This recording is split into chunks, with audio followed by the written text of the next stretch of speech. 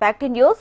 తెలంగాణ రాష్ట్ర telephone advisory committee మెంబర్గా నియమితులైన ప్రముఖ ప్రజా సేవకులు దేశ భక్తుడు డాక్టర్ అద్దంకి స్వామిదాస్ రంజిత్ ఒఫిన్ను అభిమానులు పౌర సన్మానం చేశారు.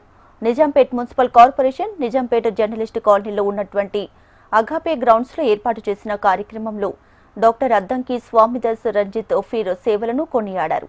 ఈ కార్యక్రమానికి ముఖ్య అతిథులుగా బీజేపీ నాయకులు చాగంటి పార్టీ జాన్ వెస్లీ ముఖ్య అతిథులుగా పాల్గొని శాలువతో సత్కరించి పుష్పగుచ్చాన్ని అందించి సన్మానించారు.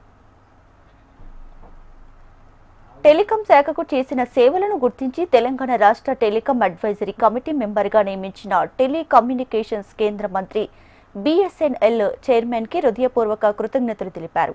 ప్రభుత్వ నమ్మకాన్ని వమ్ము చేయకుండా ప్రజలకు నమ్మకంగా సేవ చేస్తానని రంజిత్ తెలిపారు. బీజేపీ నాయకులు చాగంటి పార్టీ జాన్ వెస్లీ మాట్లాడారు.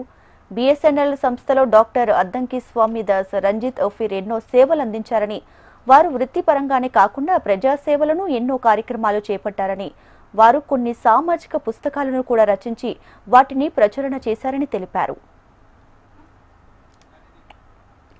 ఇక రంజిత్ చేసిన సేవలను భారత ప్రధాని నరేంద్ర మోడీ ప్రభుత్వం గుర్తించి వారికి తెలంగాణ రాష్ట్ర టెలికాం అడ్వైజరీ కమిటీ మెంబర్గా నియమించడం చాలా సంతోషకరంగా ఉందన్నారు.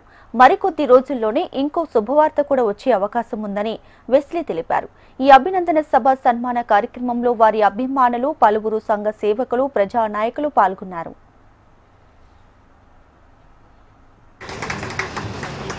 సరే చూడండి.